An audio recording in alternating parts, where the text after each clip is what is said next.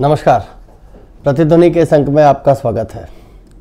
थोड़े अंतराल के बाद आया हूँ, पर मुझे लगा कि दुनिया में एक चेंज हो रहा है और कम से कम जो भारत की दुनिया है, भारत में जो चीज़ें घट रही हैं उनके बारे में आपसे बात करना ज़रूरी है।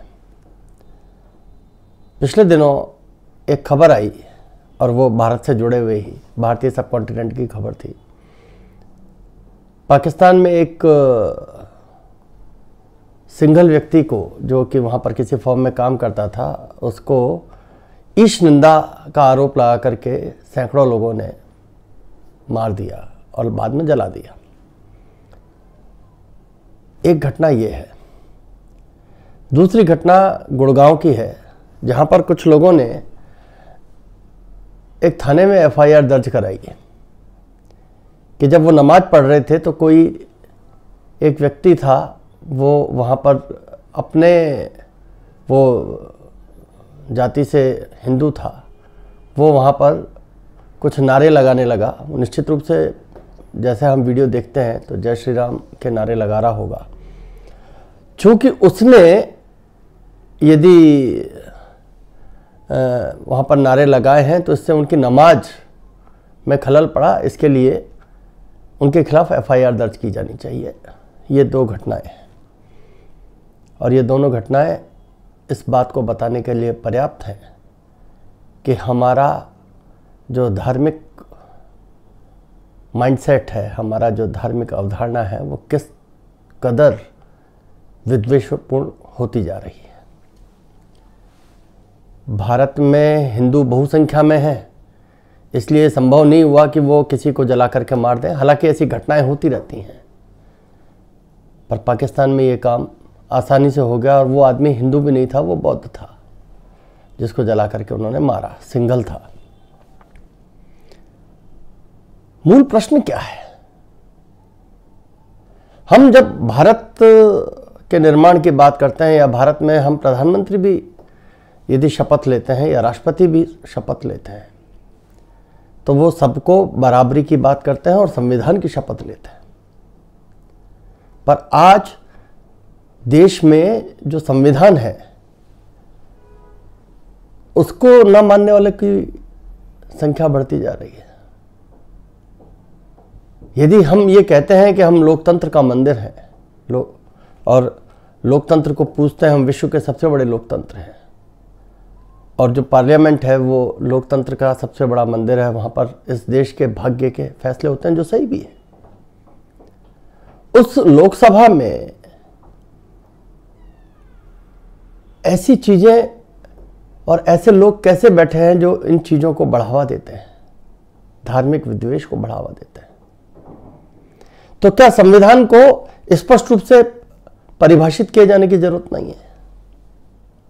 और जिस तरीके की घटनाएं ग्लोबली हो रही हैं, उसमें क्या ऐसा नहीं लगता है कि भारत को, जो पूरे विश्व में अल्पसंख्यक हैं हिंदू, उनको संरक्षित स्थान उनके लिए भारत को घोषित कर देना चाहिए? दूसरे शब्दों में कहें तो भारत को हिंदू राष्ट्र घोषित कर देना चाहिए। आखिर कब तक कोई एक पूरा का पूरा जो समाज है वो जनसंख्या के बल के आधार पर अपना सार्वजनिक शक्ति प्रदर्शन करता रहेगा? और केवल इसी की बात नहीं कर रहा मैं। अभी पंजाब में एक धर्मांतरण का एक बहुत बड़ा कार्यक्रम होने वाला था, जिसमें चरणजीत सिंह चन्नी, जो वहां के मुख्यमंत्री हैं, वो उसमें भाग लेने वाले थे। वहां लाखों लोगों को ईसाई बनाया जाने वाला था। चरणजीत सिंह चन्नी ने तो कुछ ही दिन पहले शपथ ली है मुख्यमंत्री की। वो विधायक भी बने तब भी उन्होंने संविधान की शपथ ली थी।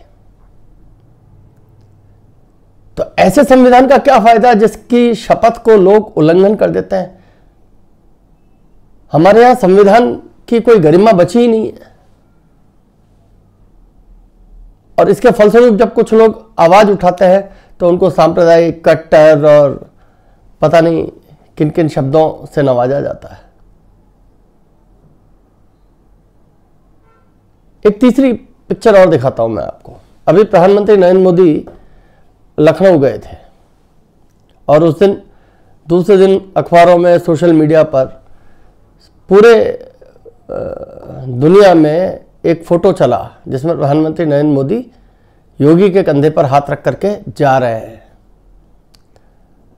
और पूरी दुनिया ने उस पर जो ज्यादातर लोगों के कमेंट थे, उनको इस बात की आस थी कि ये लोग जो है वो सनातन धर्म की रक्षा करेंगे, ये लोग हिंदुत्व की रक्षा करेंगे। उनको उसके अंदर एक संयोग दिख रहा था।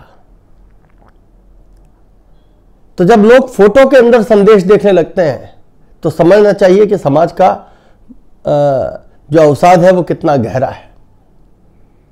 यदि कोई व्यक्ति सामूहिक नमाज किसी सार्वजनिक स्थान पर हो रही है और वहां जाकर के खड़ा होकर के जय श्री राम के नारे लगा रहा है और उसको वहां पर जो उपस्थित पत्रकार हैं जो वो कह रहे हैं कि आप यहाँ पर सांप्रदायिक माहौल बिगाड़ने की कोशिश कर रहे हो तो आप यहाँ से उठो और चले जाओ, तो वो आदमी कहता है कि नहीं, यदि ये सार्वजनिक स्थान पर पूजा कर सकते तो मैं क्यों नहीं कर सकता, मैं हनुमान चालीसा का पाठ क्यों नहीं कर सकता। और इस लॉजिकल और जस्टिफाइड क्वेश्चन के बाद भी उसको एफआईआर का सामना करना पड़ेगा। हिंदू समाज कब जागेगा, कब साथ आएगा, यह एक बड़ा चिंतन का विषय है। और इसी के साथ तीसरी बड़ी बात, एक साल से इस देश में एक अराजकता का माहौल बनाने की कोशिश हो रही है किसान आंदोलन के नाम पर। प्रधानमंत्री ने उसको वापस लेने की घोषणा कर दी और ये मानना चाहिए कि आपको जिस काम से नाराजगी है और आपको अच्छा नहीं लग रहा है, भले ही वो व्यापक हित में हो, परंतु यदि कुछ लोगों को अच्छा नहीं लग रहा है तो प्रधानमंत्री ने उसे वापस ले लिया। जिस लोकसभा को हम लोकतंत्र का मंदिर कहते हैं, उन्होंने उस प्रस्ताव को स्वीकार कर लिया और वो वापस ले लिया। उसके बावजूद ये लोग नहीं हट रहे। अब उनको अभिव्यक्ति की आजादी के नाम पर किस प्रकार की उनको स्वतंत्रता चाहिए, आप कितनी लिबर्टी और दे सकते हो। आजादी और उच्छृंखलता, कुछ तो अंतर करना पड़ेगा, कोई तो लाइन होनी पड़ेगी।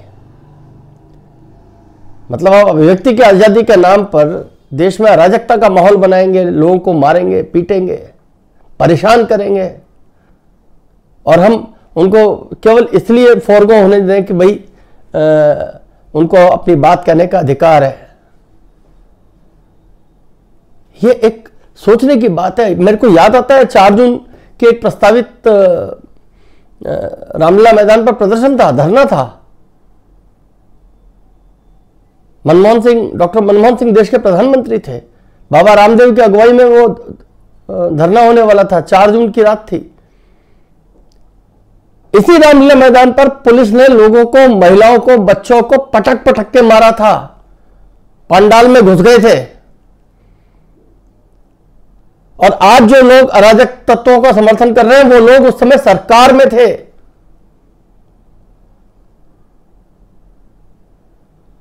बाबा रामदेव भी किसी तरीके से बच बचा करके भागे थे, बाद में उनका खूब मजाक बनाया।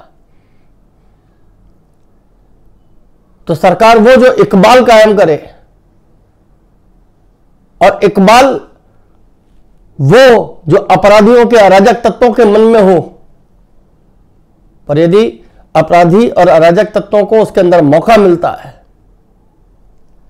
यदि वो लोग उस ताने बाने को तोड़ने की कोशिश करते हैं, तो सरकार को चाहिए कि एक सक्रिय पहल करे। और आज पूरा देश इस बात को प्रधानमंत्री नरेंद्र मोदी से आशा करता है कि वो सक्रिय पहल करें।